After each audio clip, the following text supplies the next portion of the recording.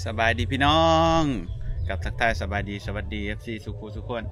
ยินดีต้อนรับเข้าสู่ช่องวาวสุคนยินดีพี่น้องวันนี้วาวสุกกะสิออกไปข้างนอกพี่น้องเอ้ยคลิปแต่ละคลิปก็มีแต่ออกไปข้างนอกเนาะ วันนี้จะออกไปตัดผมพี่น้องเพราะว่าเฮาเตรียมตัวสิเดินทางไปประเทศไทยพี่น้องวาวสุกสิไปงานแห่เทียนจังหวัดอุบลราชธานีเนาะพี่น้องเนาะมื้อวันที่27เฮาเดินทางงานแห่เทียนน่ะสิเป็นวันที่28ฮอดวันที่30พี่น้องมี3มื้อเนาะซึ่งปีนี้เฮาสิไปส้มความงามของงานแห่เทียนพรรษาจังหวัดอุบลราชธานีพี่น้องเอ้ยก็ไปแทบทุกปีเลยเนาะหลังจากที่เฮาเป็นยูทูบเบอร์มานะพี่น้อง ก็ไปแทบทุกปีเลยไปถ่ายคลิปไปเล่นไปหยังนี่แหละมีแต่ว่าปีกายนี่บ่ได้ไปพี่น้องปีนี้ก็เลยว่าสิไปอีกเทื่อนึงไปหาหลินกันพี่น้องเนาะบ่ได้ไปโดนจังหวัดอุบลก็ได้ก็เลยว่าสิไปตัดผมให้มันรอๆก่อนขามไปไทย หมอรัดเคยไปไทยหรือว่าหมอรัดสุกเป็นคนผมยาวน้อยหนึ่งก็บ่คือเนาะพี่น้องมันหัวใหญ่เลยว่าสิไปตัดเพื่ออันนี้ให้มันหนาเลี้ยวขึ้นอีกจักหน่อยคันตัดผมก็คือจะว่าหนาเลี้ยวเนี่ยออกไปตัดผมแล้วก็จะออกไปลิ้นหน้าเลยพี่น้องบ้านก็บ่มีหยังเฮ็ดมีแต่นอน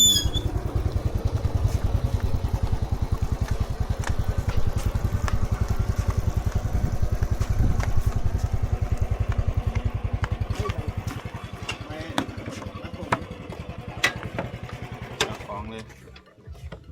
FC ถามหาบ่อนขามรถใหญ่บ้านบ่สุกบ่มีบ่อนขามรถใหญ่เด้อพี่น้อง เป็นว่าเห็นแต่ขามรถจักรบนขามรถใหญ่จะอยู่อีกบ้านหนึ่งอยู่พูนไปทางนะพี่น้องไปทางต้นแม่น้ำไป2-3 กิโลเนี่ยเดี๋ยวนี้มันทางมันเพะแบบว่าย่ำฝนมันขามยากเนาะพี่น้อง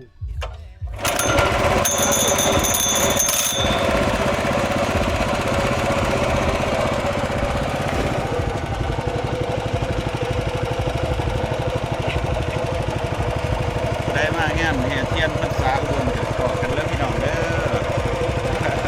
แถวนั้นนะว่าสุดตลอดแถวนั้นเราไป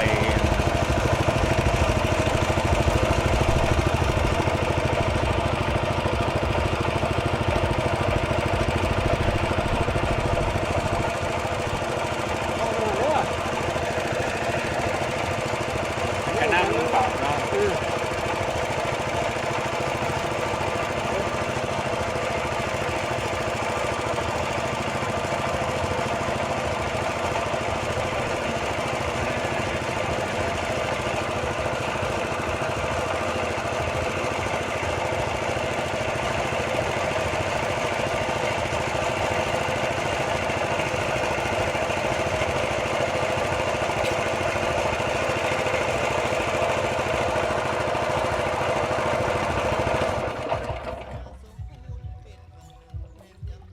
ค่อยนี่คนไปมะ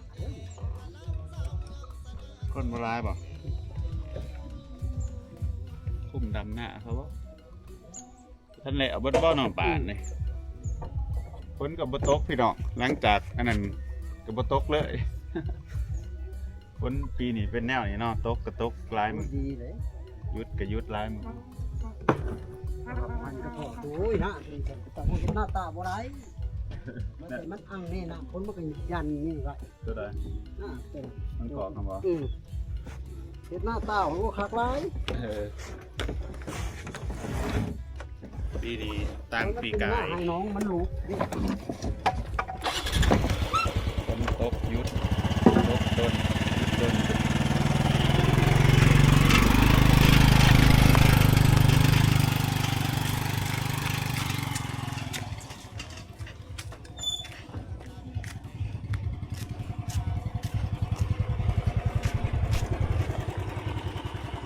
ทุกคนเอาน้องรัดไปนำเด้อพี่น้องเดินทางมือคือนี่แหละพี่น้องเอ้ยไม่ว่าสิไปตัดผมไว้เรียนก็จังสิเตรียมเสื้อผ้ากลับมาแต่ไทยพุ่นแหละเนาะจังสิได้ออกเดินทางพี่น้อง บาสุกมีแผนปีนี้ก็คือจะไปภาคเหนือหรือว่าบางเวียงคำมวนว่าสิเอาหมอรัดไปนำจักหมอรัดจักหมอนัดสิไปโตว่าสิไปเป็นหมอนัด แม่ สิเอาหมอรัดไปนำมาแต่ไทยไปเลยเนาะไปหาหล่อถ่ายคลิปพี่น้องอยู่พี่น้องตอนนี้บาสุกก็ตัดผมเรียบร้อยแล้วเนาะมาตัดผมก่อนเดินทางไปจังหวัดอุบลพี่น้องบาสุกก็ตัดตลอดเนาะตัดวันกี้นี่แหละวันดำหน้านี่เนาะพี่น้องกับตัด ดำหน้าแล้วก็มาตัดอีกเพราะว่าบาสุกมันเป็นคนบ่ค่อยมักผมยาวปานใดเพราะว่าหัวมันใหญ่หัวบาสุกนี่ใหญ่ไปขึ้นตัดการตัดผมอยู่บ้านบาสุกะ30,000 กีบเนาะพี่น้อง30,000 กีบเป็นเงินบาทกันประมาณ50 บาทเนาะหัวหนึ่งแล้วก็ตัดเรื่อยๆอยู่เนาะ เงาน้อยหนึ่งกับตัดเงาน้อยหนึ่งกับตัดไปสินะค่าตัดผมกับบ่ค่อยแพงเป็นไรกันอยู่กันเนาะอยู่ในเมืองกับแพงเติมเด้70-80 บาทหรือว่า40-50,000 กีบเนาะไปเอาของก่อนพี่น้องสั่งของมาเขามาหน้าคือเก้าพี่น้องพากันเขามาแวะหน้าเนาะพี่น้องไปเอาของสั่งตะของแต่ละมือแต่ละเวทก็เลยโอ้ย เงินเบิดหย่อนสั่งของนี่แหละบ้านนี่ก็มาเอาของแต่ว่าของไม่ได้สั่งนะบ้านถึงหน้าเราแล้วพี่น้องมีคนอยู่เพราะบ่าวน้อยไปใส่แต่มาหน้าย่ำได้บ่เห็นบ่าวน้อยดีจอดรถอยู่นี่จักเถื่อ สงสัยไปในเมืองพี่น้องแม่ก็พ่อว่าสุกาพออยู่เมื่อนี่เป็นหนาจะเขาไปในเมืองเนาะช่วงนี้เฮ้อรถใหม่พี่น้องเอ้ย FC บอกให้บาสุกไปฮัดครับเพิ่นว่าเย็นๆเลยพี่น้อง ไปบาสุกอันนี้ก่อนจังสิไปฮัดครับให้มีเวลาก่อนช่วงนี้กะอันนี้ไปก่อนว่าน้อยเป็นซูเฟอร์ไปก่อนเนาะโอ้หมาตัวนี้จะไม่มันสูงเนาะสูงแถสูงกว่าซื้อรัด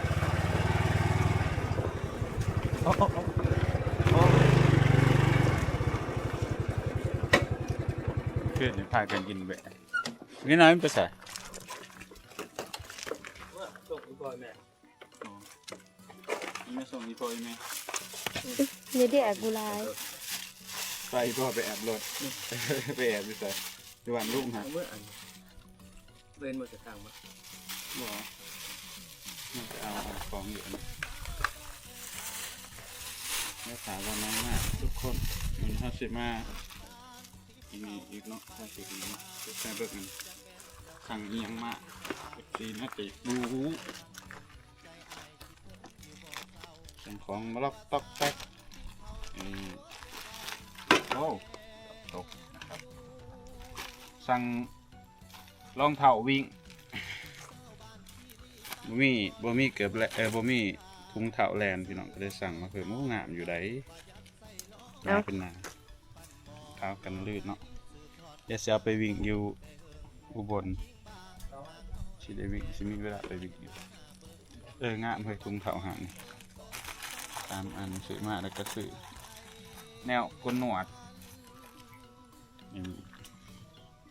หนวดมันมักยาวลายก็ได้ซื้อแนวอันไปได้บอลน้อยมาเนาะทุกคนก็แหละรัดกลับแหละพี่น้องมาแบะน้อยหนึ่งเนาะคิดว่าพ่อกับแม่ว่าทันเมื่อพี่น้องเลยขี่ขับมาเลยแต่ว่าอีแม่ก็อีพ่อกลับแล้วตอนนั้นเป็นไปฝึกอีแม่ฝึกพ่อว่าซุกขับรถเนาะก็ไปแอบพอแล้ว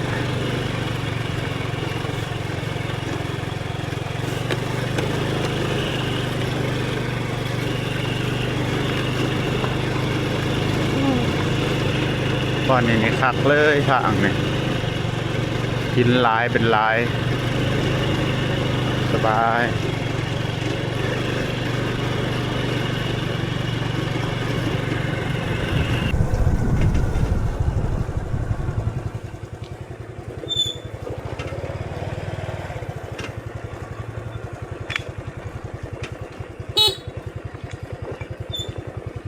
หอดบ้านแล้วพี่น้องตัดผมถามเพื่อถามแท้เฮ้ยเช็คสิบไปไซต์แต่ละมือแต่ละเดย์พี่น้องเลยเสียไปแล้วมาเอาไปข้างนอกเขามาบ้านเอาไปข้างนอกได้เขามาบ้านอยู่ในบ้านกับบุมีหมู่พี่น้องเลยบ่สุกกันเลยสาวตีบกับอยู่กรุงเทพพุ่นเนาะสุกกะอยู่คนเดียวมีแต่ดนเถื่อแซดหาน้องรัดไปเป็นหมู่ เป็นสิไปดีน้ำบ้างเวียงน้ำเพื่อนก็อยากไปทรัดเองก็อยากไปสิไปกันแน่หรอไปสิไปกันแน่ คอยสิบาท ไปตัดผมพอได้เข้าในเมืองแน่เด้ไปอุบลโอ้โอ้มันโค้งบ่ชั่วนี่โง่นี่ซื้อกันไหนไม่รู้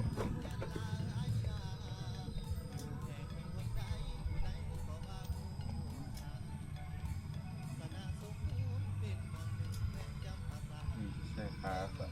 จะเที่ยวอย่างนี้โอ้ยจะบาดไหมจะพงนะ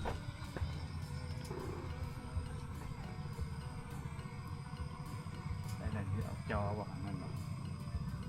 จอนมาบอก มาได้เป็นเดือนเป็นถิดเลย นั่นหรอน่าจะแบบแบบนี้นะ จักมาจะถ่ายเลย โอ้หมูปลาสุกพี่น้องเดียวกันมันโดนมาอันนี้หมูเดียวกันจะข้างนี้หมูเดียวกันข้าวลูกมันมีอะไรหาลูกหาคนพบคนบ้างละ เจ้าได้สะ บ่มีใครเอาจักปีตัวเสียวมีอ่ะ บ่เกินได้เศร้ากว่าปีเห็น โอ้โหบ่เกิน20 กว่าปีตักไว้ได้บ่ก็บ่เกินมารัดนี่ตั้งไว้เลยเนาะบ่เกินใน20 กว่าปีแต่มันหาง่ายครับ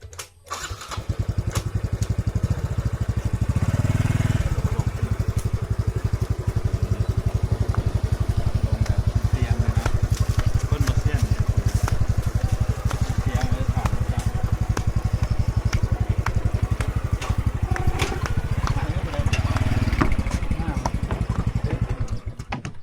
ปะทะอีกบ่อยู่บ้านเมียทรงผมใหม่คืออีวรัตคืออีว คือ นี่เนาะมาแต่เอาของอยู่บ้านนั้นนะกำแพง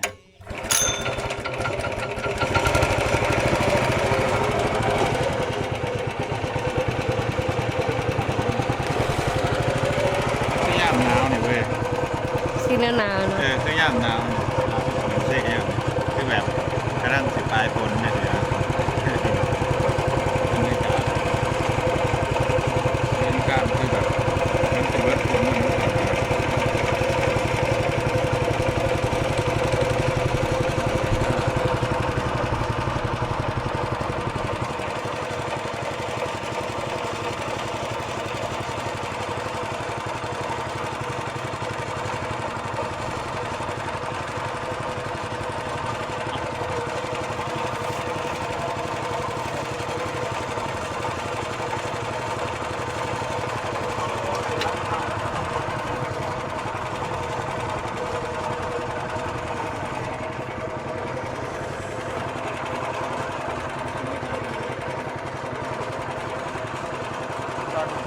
ตอนย่ามเกี่ยวเขาไม่ไหม้นี่เนาะ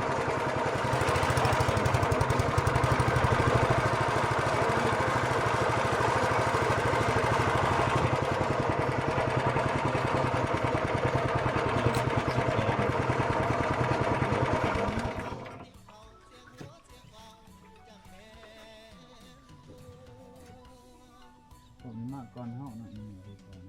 แล้วขามั่งเนี่ย สามารถกันเลย เฮ้ยอันนั้นไปใช้ซะคือเห็นหมดละ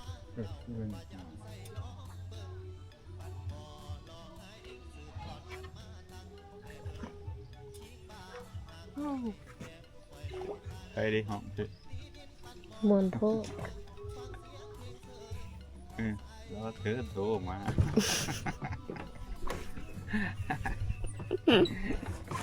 ขึ้นไปเลิกแม่งเลยแต่ไม่ทันเดี๋ยวเขาของงัด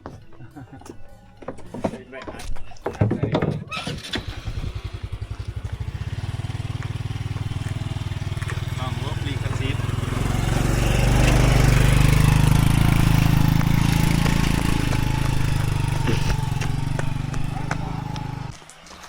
มาเหาะเถื่อนแล้วพี่น้อง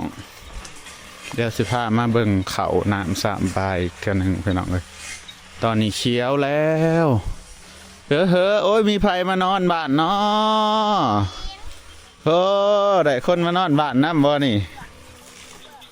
ขาเปื่อนที่รถใช่ฟ้าทิโทไผได้นอนมานอนบ้านน้ำสำบายดีเอ้ย พี่จะเอาตัวพี่เอ้ย สบายดีป่าลุงจุดะสบายดีป่าลูกงามๆเล ส ย บายดีป่าลูกสบายดีป่าลูก มื้อนี้ร้านน้ำคิงมานอนบ้าน เย้ มื้อนั้นมานอนไห้คิดฮอดพ่อมื้อนี้มาจากมื้อเฮ้ย 2 2 มื้อโอ้ยลูฟี่โอ้ยเปื้อนหมดแหละ เปื้อนหมดแหละ เอ้ย เดี๋ยวสิพาพ่อแม่พี่น้องมาเบิ่งเขาเบิ่งน้ำก่อนพี่น้องหลังจากดำหน้าไป1 อาทิตย์กว่าๆบ้าดเขาเขียวบ่เด้อพี่น้องเด้อเบิ่งแหน่เขาบาวสุกงามเลยมันนั่นน่ะพี่น้องมันหน้าตีนบ้านแล้วก็หลังจากเฮาลำไปแล้วหั่นเฮาขาหอยเนาะหว่านยาขาหอยพี่น้องซึ่งหอยมันหลายเลยก็หอยมันตายจังซี่นะมันก็เน่าใส่กับเขาเนาะมันก็เลยเฮ็ดให้เขางามเขียวเลยพี่น้องอันนี้ให้ดำทำอิฐเนาะตามลำดับก็ให้นี่ลงไปพุ่นแล้วก็หั่นให้ตัวนี้มันให้สุดท้ายเพราะว่าตัวนี้เป็นตะกะ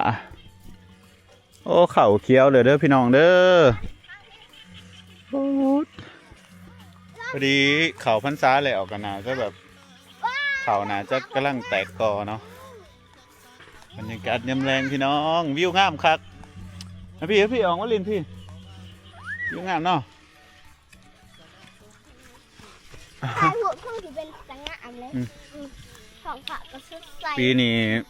บาวซุกไปผู้เดียวเด้อพี่น้องเดินทางไปจังหวัดอุบลบางปีกายนี่บาวซุกบ่ได้ไปมีแต่เอื่อยวันแล้วก็น้ำคิงเนาะน้ำคิงไปบ่น้ำคิงกับสายป่านไปเป็นจังไดไปเบิ่งแห่เทียนอุบล มวน ม่วนบ่เห็นเทียนใหญ่เนาะ ขวดงามก็กันอดใจบ่ไหว ปอ ได้ขี่รถถีบหน่อยของหนองไอ้น้ โคตรงามจนอดใจบ่ไหวเลยบ่ ำได้ขี่รถถีบหน่อยของหนองไอ้น้ำ ว่างนี้โชคดีอันนี้ได้ไปอันแห่เทียนพรรษาอุบลแต่ตอนยังน้อย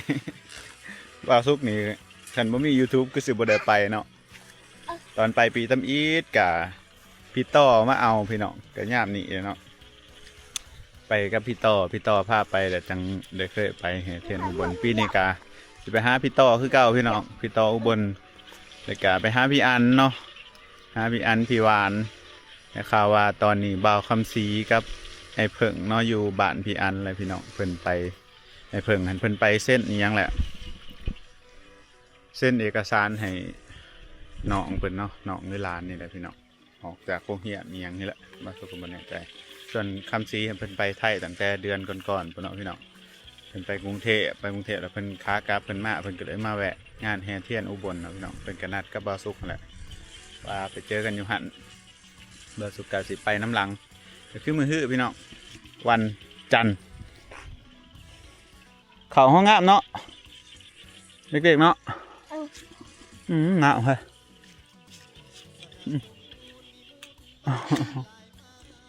แค่มันกินหมดที่อ่ะเนาะ ขวดเปรี้ยวพูดกับเปรี้ยวอยู่หรอบ รรยากาศพยายามหนาวเลยไปพี่น้องเจอกันใหม่คลิปหน้าเด้อคลิปวันนี้ก็ไม่มีอะไรเลยบ๊ายบาย บ๊าย บ๊ายบาย บ๊ายบาย บ๊ายบาย บ๊ายบาย บ๊ายบายบ๊ายบาย บ๊ายบาย บ๊ายบาย เอ้ย บ๊ายบายบ๊ายบายบ๊ายบาย เอ้ย